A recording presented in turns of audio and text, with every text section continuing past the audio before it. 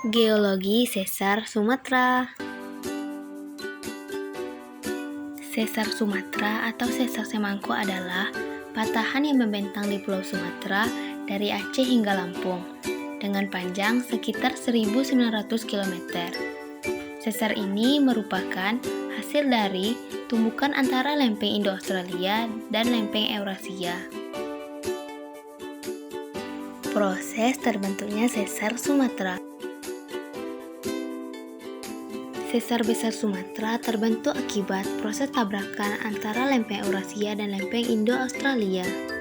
Lempeng Indo-Australia menabrak lempeng Eurasia yang berada di barat Laut Sumatera atau di pesisir barat Kepulauan Mentawai.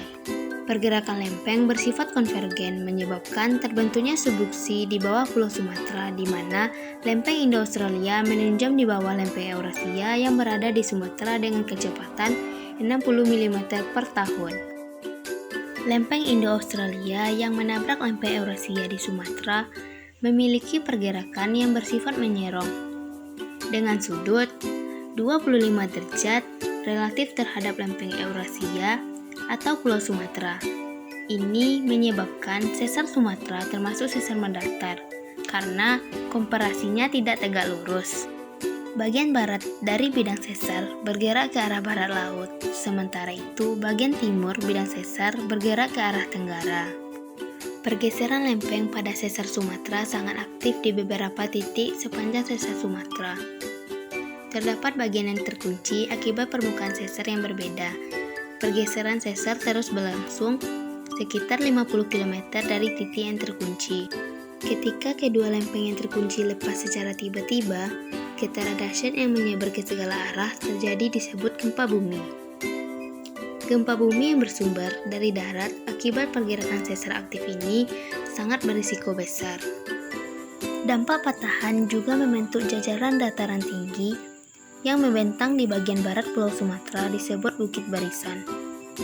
Dan di sepanjang jalur sesar juga muncul jajaran gunung api seperti Gunung Kerinci dan Merapi, yang merupakan bagian atau busur gunung api Sunda.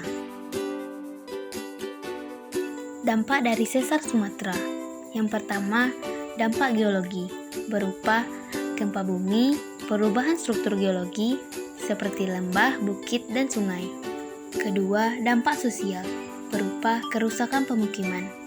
Gempa menyebabkan kehilangan tempat tinggal bagi penduduk, korban jiwa, dan cedera akibat reruntuhan bangunan. 3. Dampak infrastruktur.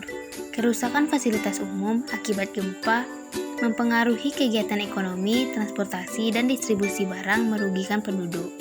4. Potensi tsunami. Sesar Sumatera memang terdapat di daratan, tetapi bagian pergerakannya dapat mempengaruhi zona subduksi dekat pantai yang memicu gempa besar di laut dan terjadinya tsunami.